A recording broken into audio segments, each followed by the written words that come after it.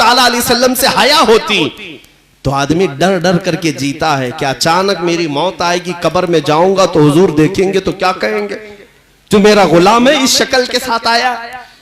तो आदमी को शर्म और हया अगर बाकी रहे अपने मुस्तफा से तो जीने का ही अंदाज नहीं रखता। खौफ खुदा अगर दिल के अंदर है तो इस तरह अय्याश नहीं रहता। इसलिए ये दो चीजें वापस अपनी जिंदगी में ले आओ। जब तुम जिंदगी तब्दील करोगे तब फिर तुम्हारा एक नारा भी बड़ा असरअंदाज होगा। बाकी यहां मजमों में बैठ करके चीखने और चिल्लाने से क्या होना है।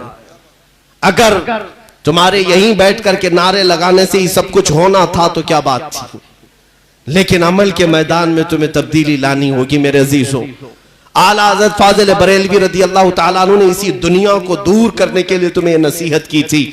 ये वो दुनिया है जिसके तुम मतवाले हो गए हो। आज 4 लोगों की दोस्ती की वजह से तुमने अपनी शनाख्त बिगाड़ ली, हुजूर की सुन्नतों को पीठ पीछे फेंक दिया, अपनी दाढ़ी को बार बार छिलाकर गटर के हवाले करते रहे सिर्फ इसलिए कि 4 लोगों में मेरी शक्ल अच्छी रहे, इमेज अच्छी रहे। तुम ये नहीं सोचते कि मेरे नबी पाक जब मुझे देखेंगे तो क्या कहेंगे। हुजूर पाक सल्लल्लाहु ताला अलैहि वसल्लम की अगर नजर पड़े तो मुझे मेरे आका क्या कहेंगे।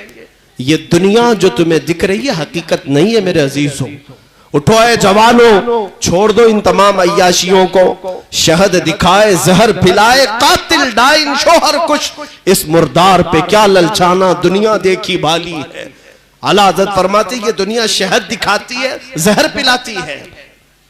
जितना ये टीवी चैनल्स में सीरियल्स हो या फिल्म हो, जो कुछ भी दिखता है ये सिर्फ तुम्हें शहद की तरह लगता है, हकीकत नहीं। ये तुम्हारे अखलाक का कातिल है।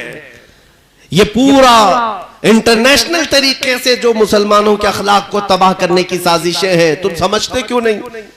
तुम फैन बने हुए हो किसी हीरो के, किसी हीरोइन के। हमारी बच्चियां ख्वाबों में शहजादे सवार कर बैठी हैं, कैसा चाहिए जैसा फिल्मों में। नौजवान लड़का यही सोचकर बैठा है कि मुझे फिल्मों जैसी औरत चाहिए। तुम मुस्तफा करीम के गुलाम हो, कभी ये क्यों नहीं सोचा कि मुझे अगर निकाह में चाहिए तो फातिमा की कनीज चाहिए। एक खातून ये ख्वाब क्यों नहीं सजाती कि मुझे अल्लाह ताला रफीक हयात और शरीक हयात दे तो हैदर कर्रार का गुलाम अता करे। ये मुसलमानों के तौर तरीके थे, लेकिन तुमने दुनिया में मस्त होकर किसी और की इक्तिदा को अपना लिया। आ जाओ उसी नुक्ते पर, तुम्हारी कामयाबी अभी भी तुम्हारा इंतजार कर रही है, अभी भी तुम्हारा इंतजार कर रही है। तुम्हें बुला रही है वो वादियां जिन वादियों को मेरे मुस्तफा के गुलामों ने अजानों से पुर कर दिया था। आज वो वादियां चीख चीख कर बुला रही हैं। इकबाल ने कहा था कि ये तमाम जो हालात बदले वो जमाने में मुअज़्ज़ज़ थे मुसलमान होकर, आज तुम खार हुए तारीके कुरान होकर। आज तुम सब छोड़ गए और वो तमाम वादियां आज जिस तरह वीरान नजर आ रही है। एक बात मैं कहता हूं मेरे अजीजों, न संभलोगे तो मिट जाओगे ए हिंदी मुसलमानों, तुम्हारी दास्तां तक न रहेगी दास्तानों में।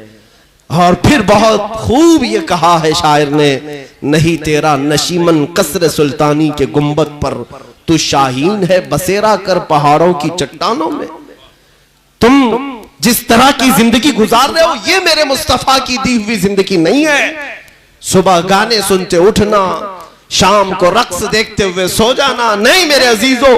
गुलामे मुस्तफा की सुबह शामें ऐसी नहीं होती गाने की धुन पर सुबह करता हो और फिल्म देखते हुए सो जाता हो, बल्कि मेरे मुस्तफा का जो गुलाम है वो यूं कहता है, मैं सो जाऊं या मुस्तफा कहते कहते, खुले आंख मेरी सल्ले अला कहते कहते। यह हमारे नगमे थे, यह हमारी जिंदगियां थी।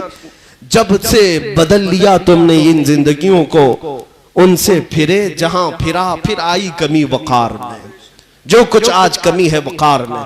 अजीजा ने गिरामी वकार, वो दौर कैसा था जब ये औलिया कामिलीन थे। इनके दीवार को आप मुताला करें या पढ़ करके देखें, इनका दुर्वेशाना अंदाज भी काफिरों के दिलों पर एक रौब तारी किया हुआ था।